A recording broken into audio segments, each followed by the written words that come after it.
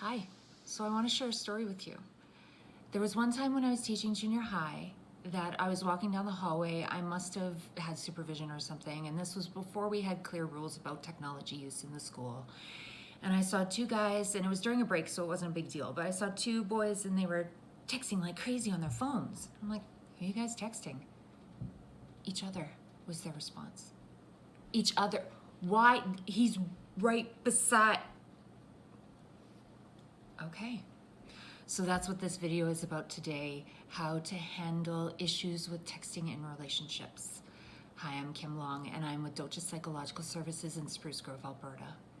So let's be clear, I love the idea of technology. Technology is a great tool.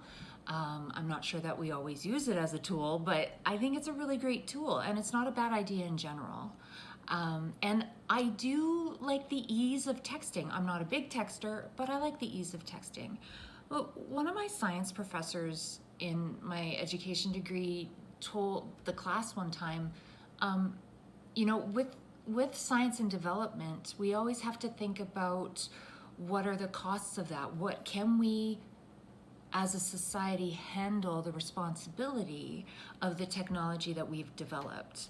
And the answer isn't always a yes. So there are some really clear issues with texting as a form of communication. One issue is mind reading. We're, as humanity, I think we're not so great with that to begin with. We tend to like to mind read and guess what the other person is thinking without clarifying it with them. Texting only serves to reinforce that. So because body language and tone is missing, it messes with the idea of creating a true connection with someone, because you are guessing what the intention behind their text was. How many times have you seen or experienced yourself a text blowing up into an argument simply because there was a misinterpretation of what was being said? And I think there are some funny videos on YouTube about it even, just because it's a stereotype now. Another issue with communication is the amount of anxiety it can create. The anxiety comes from waiting for a response. You know, when you see the ... meaning that they're responding, but then a response doesn't come through and you're like, what? Or, why didn't you respond right away? I get that one a lot, actually. But why didn't you respond right away? So there's some anxiety that comes from our expectations around texting. We think that people are always available. There's some self-doubt and criticism, and an idea of crafting the perfect response sometimes, especially if you're having a heated discussion, or if you're trying to support a friend and you don't really know what to say. You get caught up in trying to say just the right thing, and text is maybe not the modality for that. There's also, tying into that, there's also the fear of failure and making mistakes when you're texting. So there's growing studies around to show that there can be a lot of anxiety around texting, and that it actually can make social anxiety a lot worse. There's a 2015 study through Penn State that looked at a lot of the things I've just mentioned, but it also says that texting doesn't allow for attentional control, meaning when we hear that bing, we're like, oh, we got to answer it, instead of, okay, that can wait, I'm focused on this right now. And that can create problems when, say, you're out to dinner with friends, and the idea that, oh, you're texting all the time and I'm right here, so would you rather be with that person? So hurt feelings can come from that too, just because we're almost trained to answer the bings. Also, the Pew Research Center did a study in 2014 and found that 82%, I'm just reading it from my cheat sheet here, 82% of adults believe that cell phone use in social situations frequently hurts the conversation. 82% of us believe that, and yet we can't resist it. So that can create some problems. So here's what you can do to try to get around the bing. Be really clear about why you are choosing in that moment to text.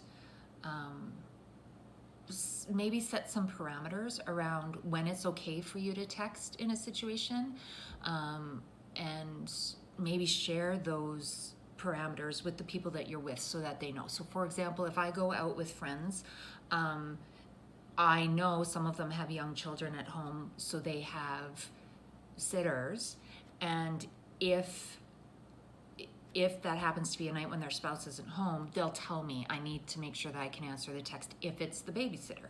So those kinds of things. Also, notice and explore your reactions when someone doesn't respond right away, and also your reactions when you are creating a text. Let that inform you about what assumptions are you making, what expectations do you have, and are you one of those ones that actually becomes more anxious around texting? Practice sitting with uncomfortable emotions is the next one. Soothe yourself with self-talk, body strategies, and emotion regulation strategies. Also, put the phone away when you're out with friends or if you're having family dinner or something. I used to have this little phone jail, which was kind of fun, and you could lock the phones away just to prevent us all from the automatic response with the ding, because you want the people that you're with to feel really important to you. That's part of the connection. And last, and certainly not least, please, I beg of you, please, save really intense and in-depth conversations for face-to-face encounters. Please don't do it over text. Please don't do it over text. It creates so many problems because you're missing body language and tone, and so people miss your intention. And it creates so many more hurt feelings and misunderstandings if you don't follow up with trying to clarify what you're understanding. So it's just easier, you guys. Please don't do anything that is emotionally charged via text. Okay? Thank you. So as usual, if you have any questions or concerns, please give us a shout. That's 780-446-0300, or you can check us out online at www.dojapsych.com. Also, if you feel like challenging yourself, maybe practice putting the phone away for a bit and let us know how it goes. I would love to hear how that experiment goes for you.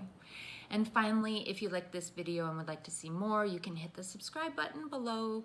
That would be greatly appreciated. And until next time, take care of yourself.